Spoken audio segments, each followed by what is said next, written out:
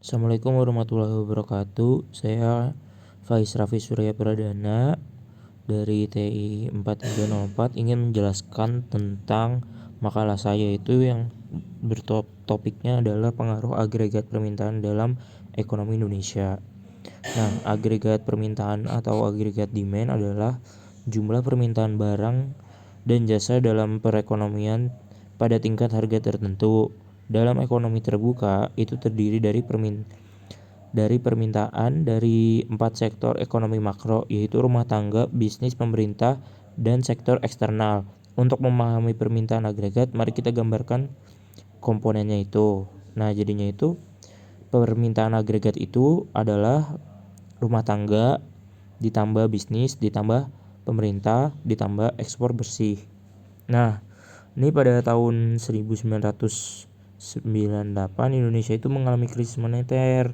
Semakin lama semakin keadaan ekonomi Indonesia itu semakin membaik daripada saat itu. Nah, bisa dilihat dari angka PDB-nya dari 2010 hingga 2016 itu menunjukkan cenderung naik walaupun sedikit. Nah, menurut pada tabel di sini, kenapa perekonomian Indonesia naik? Karena Indonesia menganut perekonomian terbuka yang akan terpengaruh pada kondisi perekonomiannya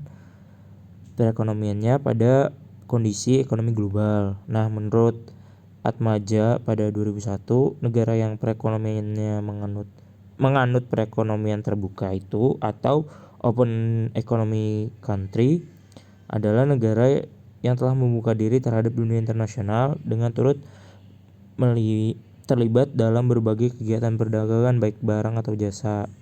Nah, negara perekonomian terbuka ini juga mengintegrasikan diri dalam kancah perekonomian global.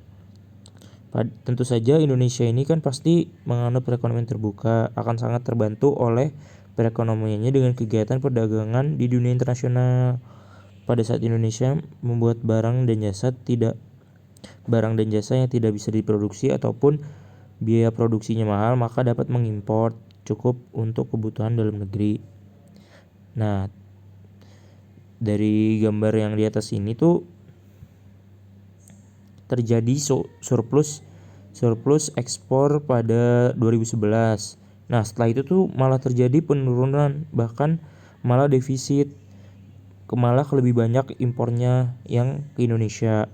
Nah, tentu kan kondisi ini penting harus dipertimbangkan pada melihat pada kurs rupiah yang terus terjadi pada menyebabkan kurs rupiah yang terus menurun pada jangka panjangnya. Nah, Indonesia ini perlu memperbaiki ekspornya. Nah, tapi kenapa sih PDB kita malah mengalami peningkatan pada tahun itu? Nah, PDB kita itu mengalami peningkatan karena konsumsi rumah tangga pada sektor swasta mengalami peningkatan yang signifikan. Peningkatannya itu 1 miliar, maka berdampak pada peningkatan PDB Indonesia yang sebesar 4, berapa miliar. Nah, jadi kesimpulannya itu adalah konsumsi rumah tangga sektor swasta itu mempengaruhi perubahan PDB Indonesia, sedangkan investasi langsung dan ekspor neto